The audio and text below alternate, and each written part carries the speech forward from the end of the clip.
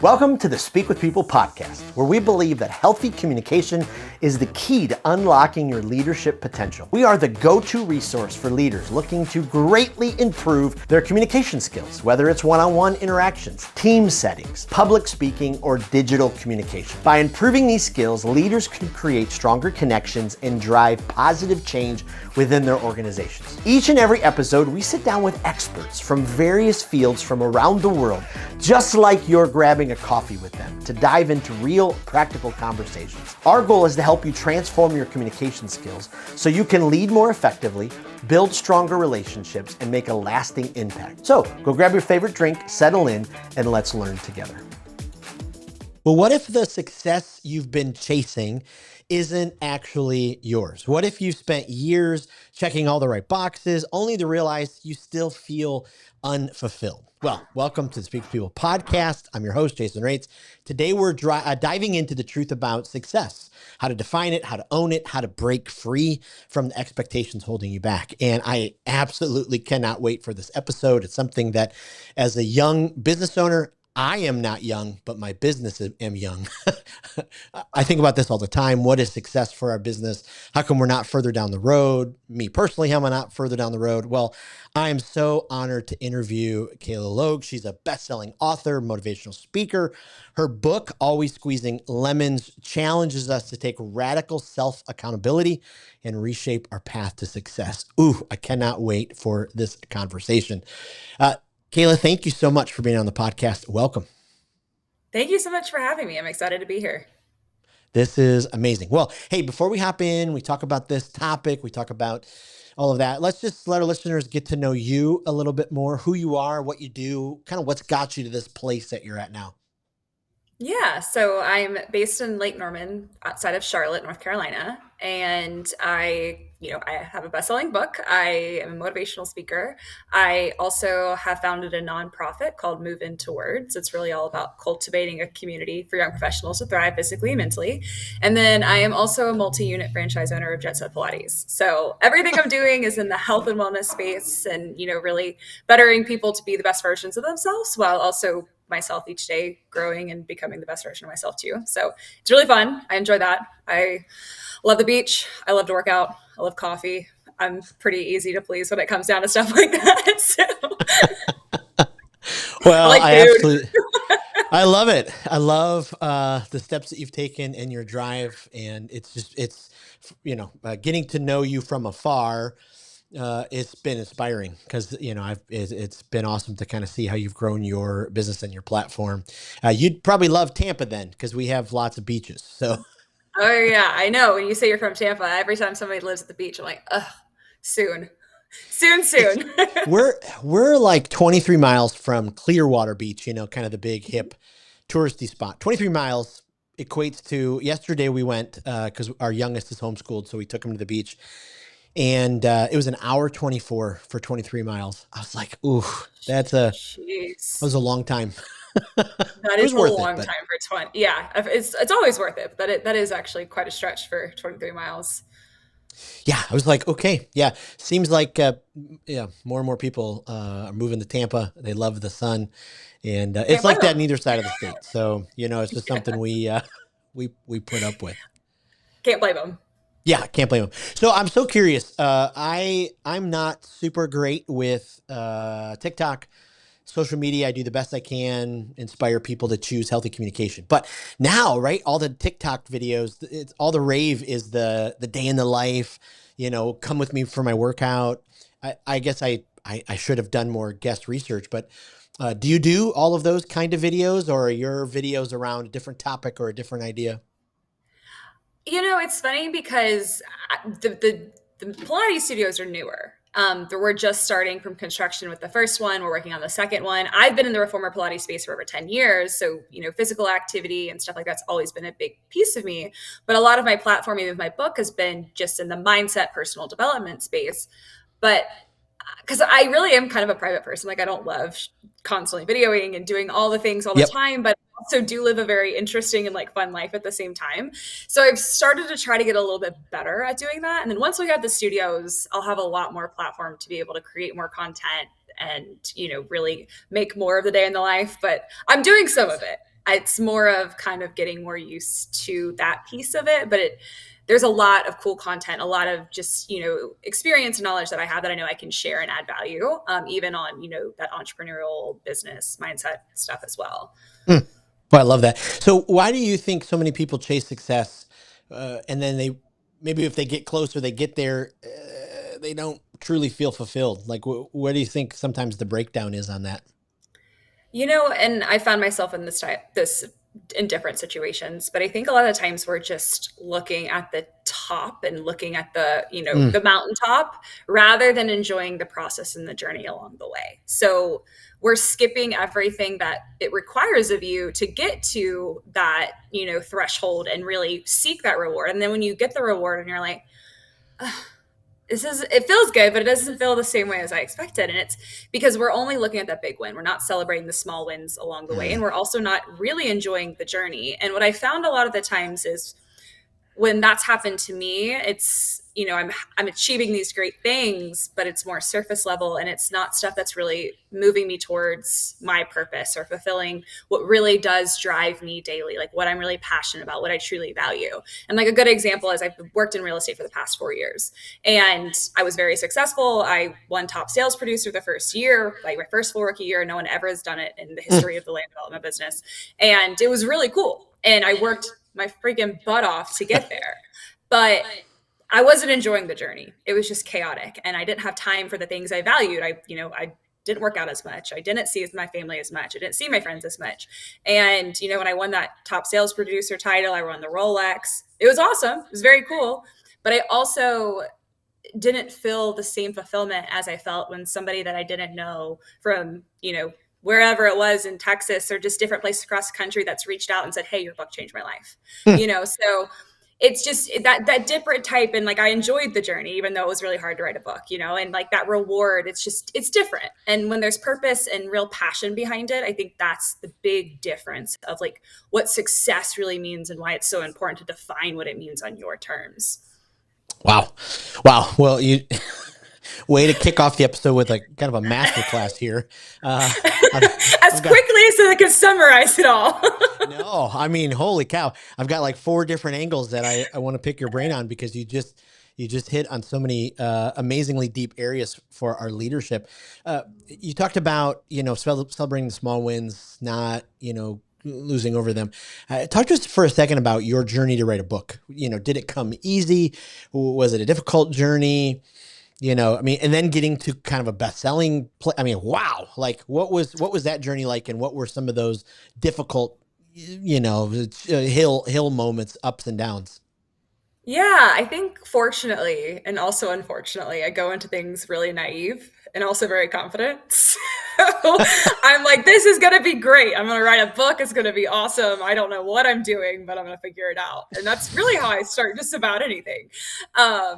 But the whole purpose behind writing the book, like I didn't have a personal brand. Like I said, I didn't really love posting on social media. I didn't know any of this stuff. I was just like, this is a book I wish I would have had a couple years ago, and it would have been life changing for me. So I hope this book gets in the right hands, and it could be life changing for somebody else.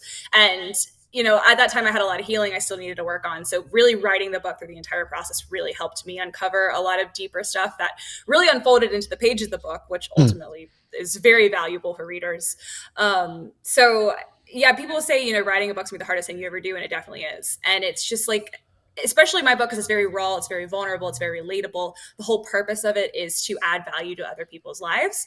And that takes a lot of vulnerability, a lot of, really uncovering things that you don't really want to uncover to make it the perfect chapter, to where it's like, okay, this is the point and this is, what you need to apply, and things that I didn't really want to share. But I knew I had to.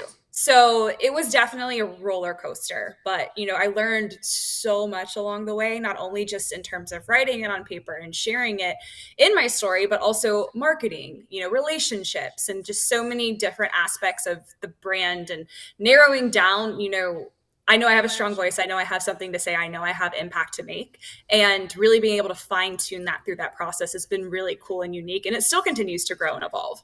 But I feel like that was a huge stepping stone in terms of making that big, jump for me. Wow. Wow, that's incredible. Uh, as you've kind of gone down the path towards this, was there a significant? I mean, you've already mentioned a couple of them, but a significant turning point where you went, okay, I'm chasing this. I got to redefine it, and here's where I'm going.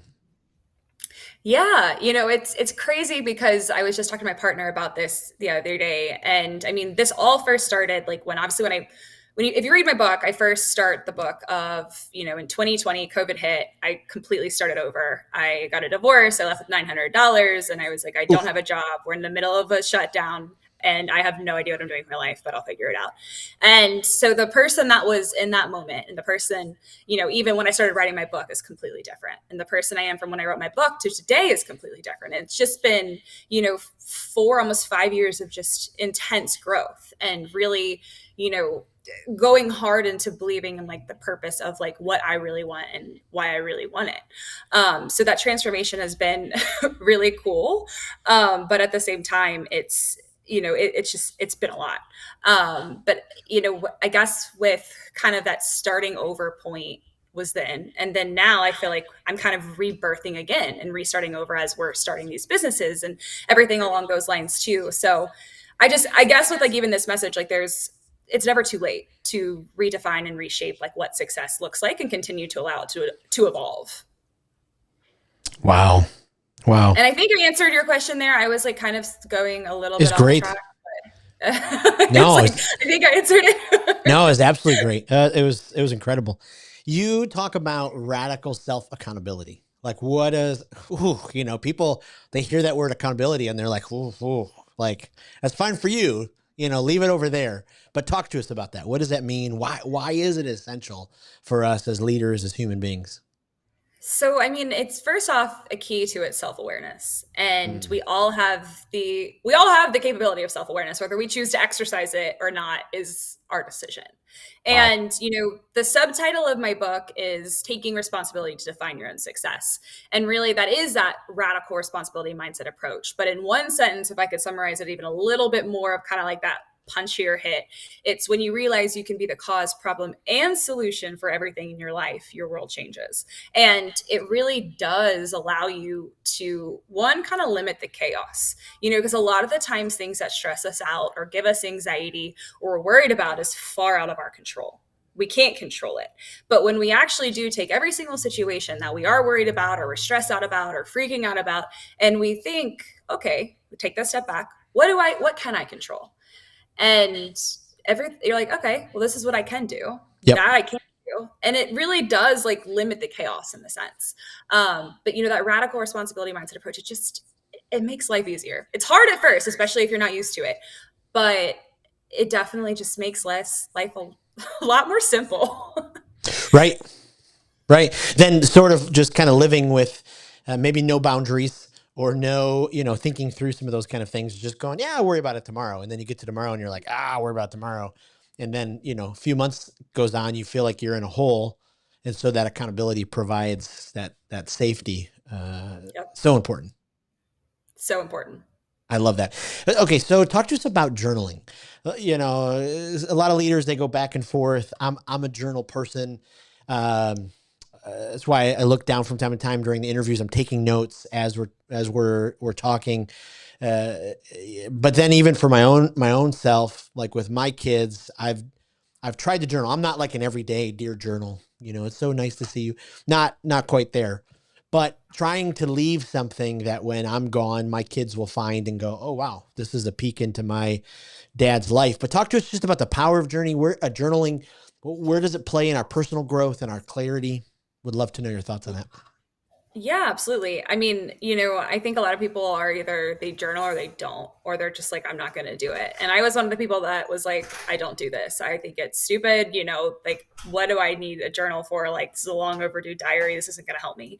But it was in 2020 when I was trying to figure my life out and I was exercising nonstop, which has always been my mental sanity. But I found that I was never really processing anything. I was just constantly allowing things to repeat going on Mm, in my mind rather than truly writing it down for clarity and continuing to process it and grow from it. So when I started journaling, I noticed a huge transformation in that sense. I started to gain clarity. I was able to get really clear in my mind of, what I wanted, why I wanted it, and be able to further expand that through the pages of my journals. And, you know, I think for even just simple states like the best reference I use is you have to journal with intention.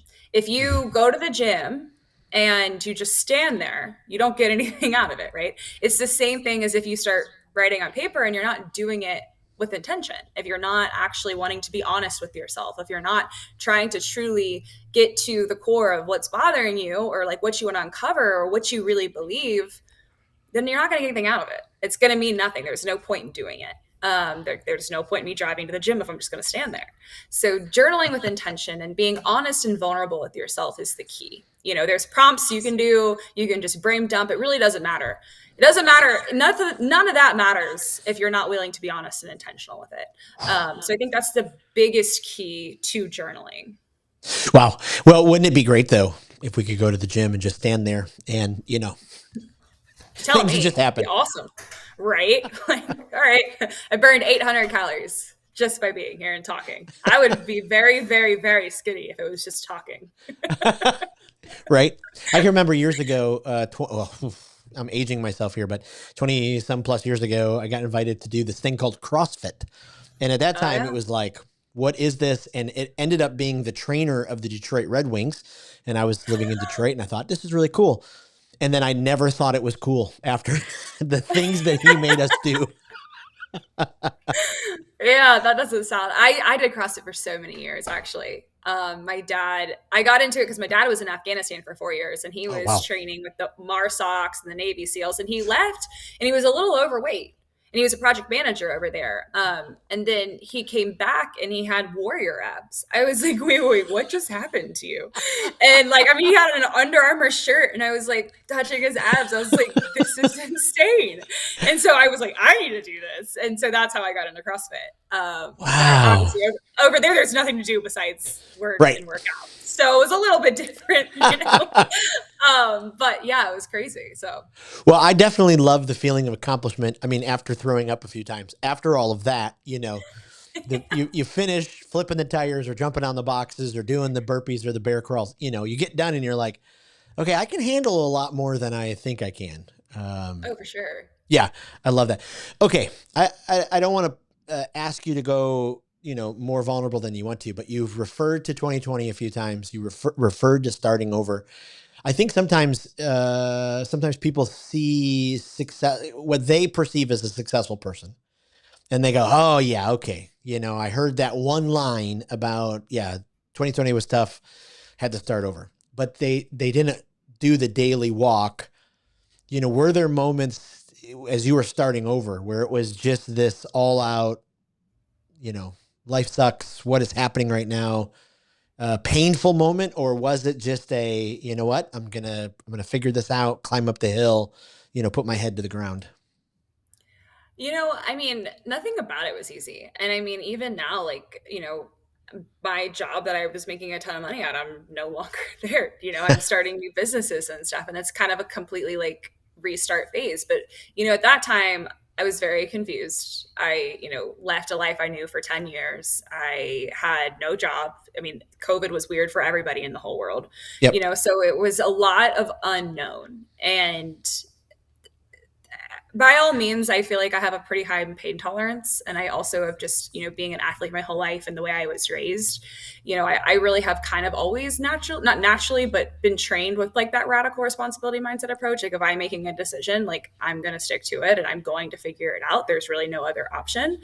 But at the same time, like, I mean, I cried myself to sleep for months, because I'm just like, Sure. what am I doing? Where am I going? So it's definitely a very confusing time, but I also think that's where the resilience comes in, Oof. because I could have thrown the towel in at any point and been like, I'm just going to go home and stay at my parents' house and, chill and figure it out when I want to. That's not what I did.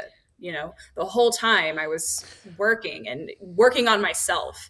And that's where, I think the important piece of it is don't get me wrong, there's extreme situations that I'll never be able to understand or live in, and I even write about it. Like, trauma is trauma, but trauma, we can't compare our traumas to other people's traumas, and that's where we get stuck. And Yep. for me, I realized I just had to deal with my own trauma and what that looked like. I couldn't compare it to somebody, starving in a third world country, or just other extreme situations that I haven't dealt with. But there are a lot of people that would have gone through my situation and just took the easy route. They would have just kind of chilled and did something else. I've turned a massive setback into several comebacks.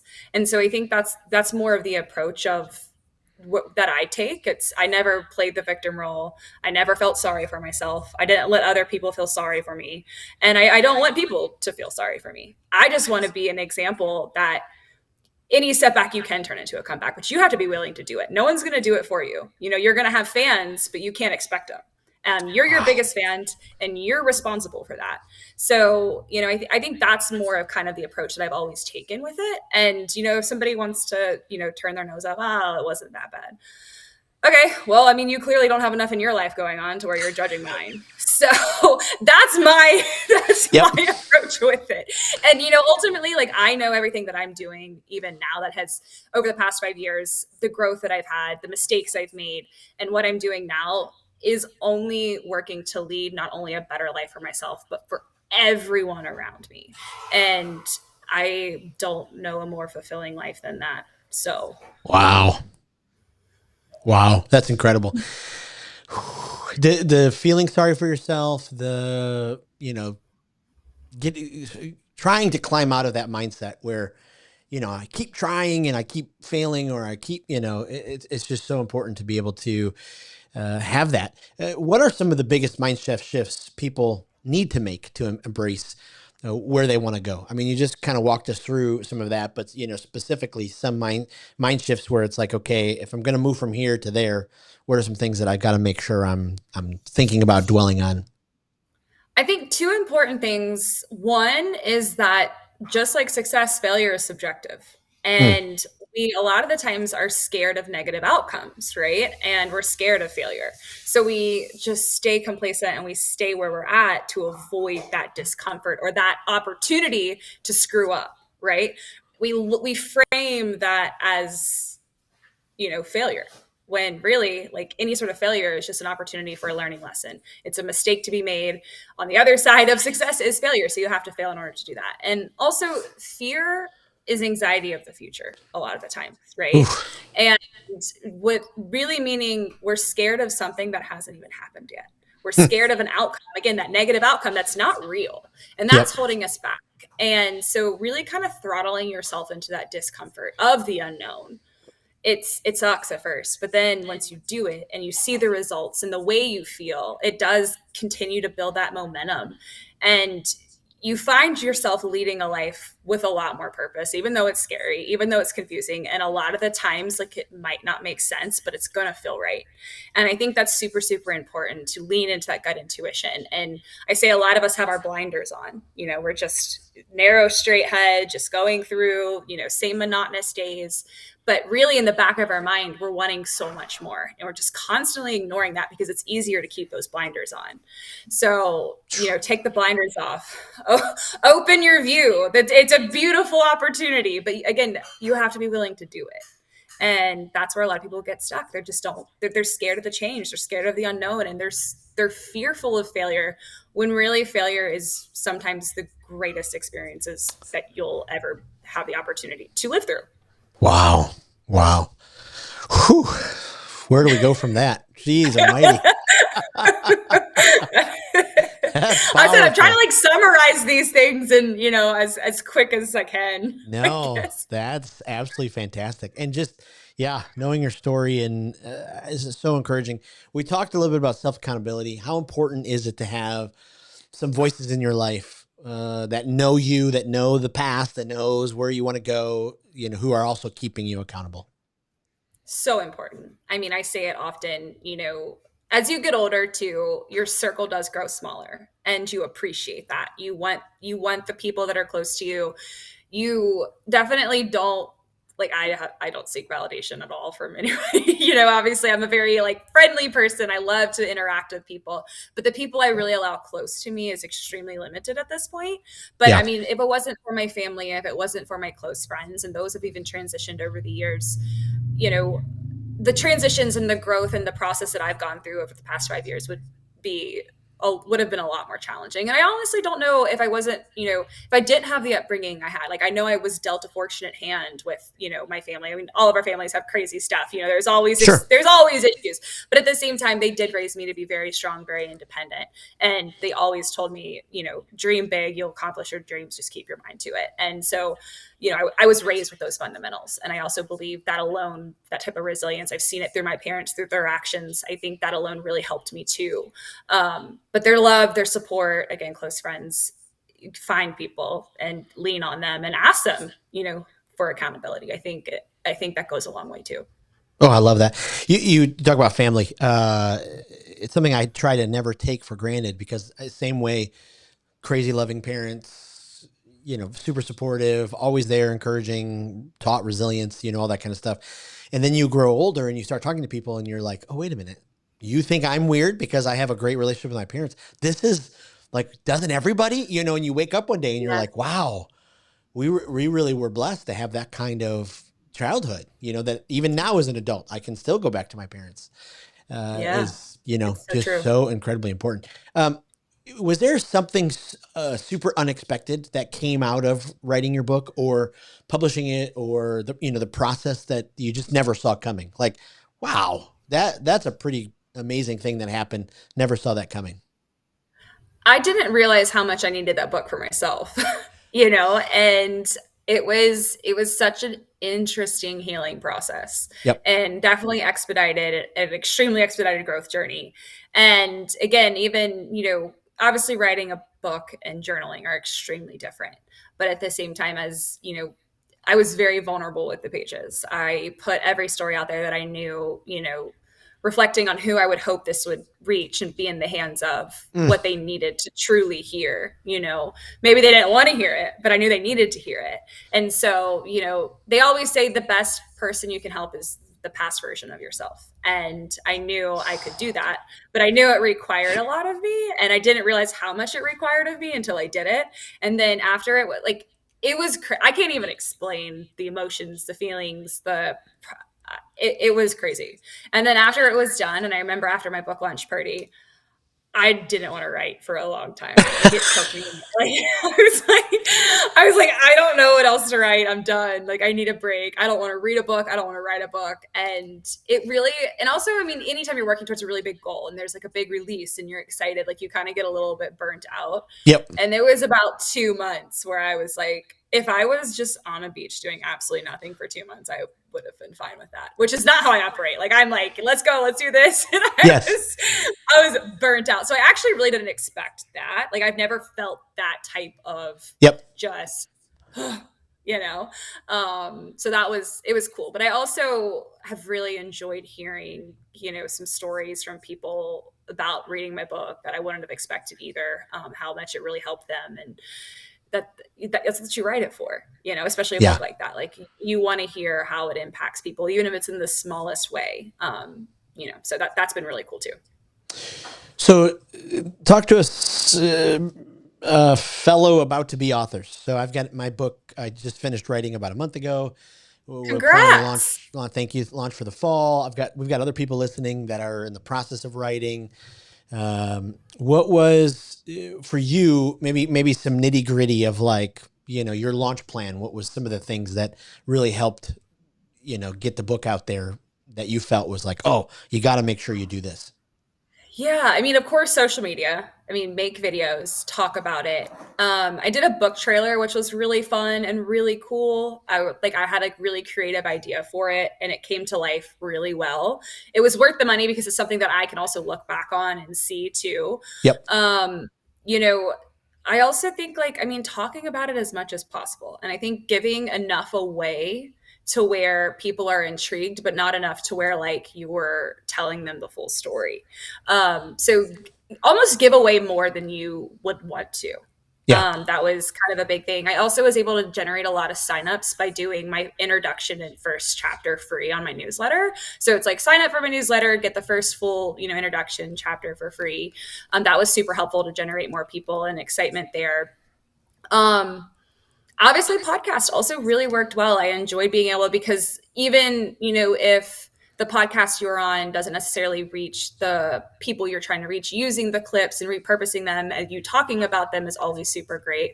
And I find it's just obviously more raw and vulnerable to be able to share it on a podcast and talking more fluid about it. But yeah, I mean, I think those are some like kind of like small tips, but also just enjoy the process. Like, find things that I mean, of course, when you're writing your book, you're like, oh, that's gold. Like, I really like that, like highlight that, share that. And, in the most vulnerable, exciting way possible. I think a lot of people like want to see that piece of it. Wow. Love that. Is there any advice you'd give someone who they just feel stuck right now? I don't know how to move forward. I've got this dream. I think I have this dream of what success looks like for my life, but how am I ever going to get out of this pit? So I think what's really important, this is an exercise, depending kind of on where you're at, is to, envision your life now and things that are holding you back or that are bothering you. And then imagine yourself a year from now and ask yourself, okay, a year from now, if you don't make those changes, what is your life going to look like? Oof. But if you do make those changes, what could your life look like?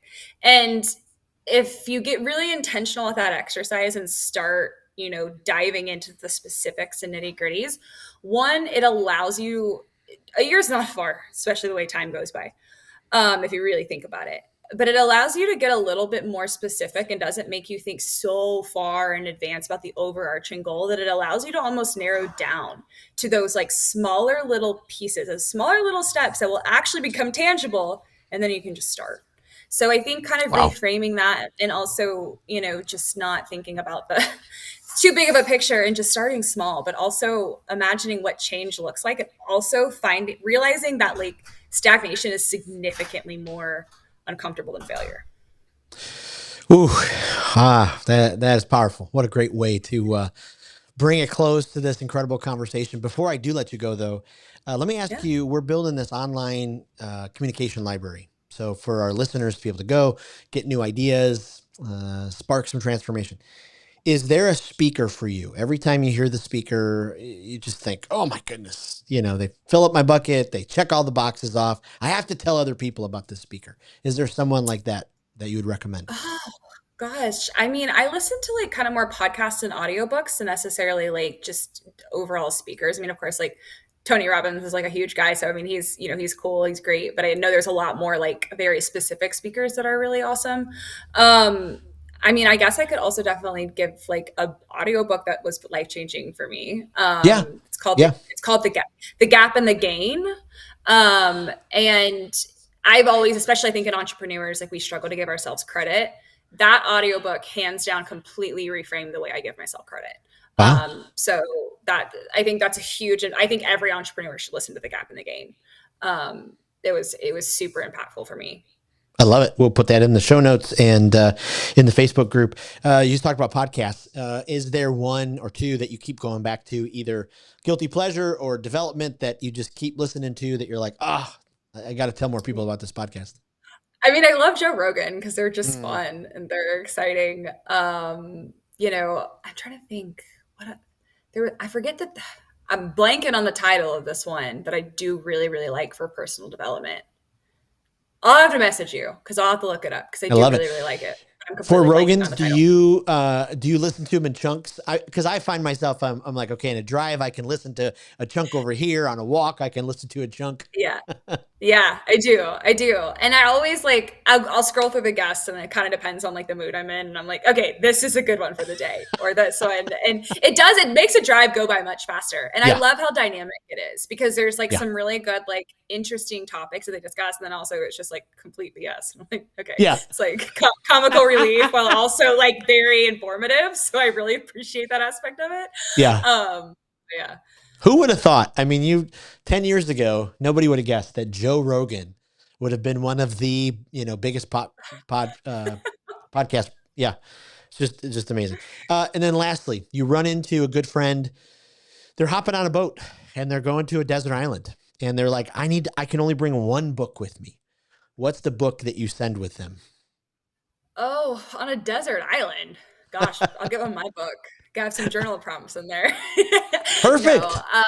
Yeah, I mean, I totally would give them my book.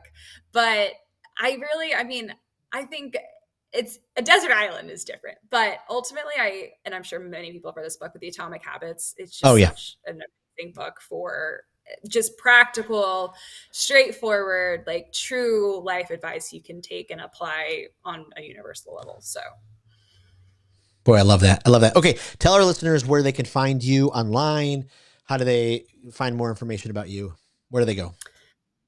my website has literally everything. KaylaLogue.com. You can find me on all my socials there. My book is there. My nonprofit is there.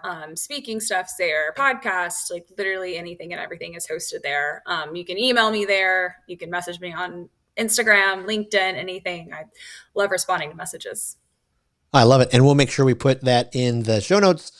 We'll put it in the speakers group on Facebook. If you haven't joined that yet, listeners, please head over to Facebook, type in the speakers group. We'll put it in our LinkedIn group as well. Speak with Your Client is on LinkedIn. And we're going to give away one of Kayla's books in the speakers group. So when this airs, be listening, be watching the speakers group, and we'll be giving away one of her books. Thank you so much for your time. This has been amazing. You are obviously a brilliant leader. You don't need me to tell you that, but thank you for opening up the vault of your experience and your wisdom. And I know this is going to help a ton of our listeners. And so I really appreciate it. Thanks so much for having me. This is fun. Thanks for tuning in to today's episode of the Speak with People podcast. It means the world to us when you share this episode. Thanks for liking, subscribing, or following the podcast. That really does help the podcast get into more ears and into more leaders listening. Also, don't forget, we have 2 exciting resources for you. The first is go to Facebook and join the speakers group. This is a community designed for leaders who want to grow their communication skills. Also, go to speakwithpeople.com/skills library to access the Communication Skills Library. It is an online resource chock filled with resources that will inspire you and transform you and grow your communication skills. Thanks again for being a part of the listening community. We cannot wait for the next episode.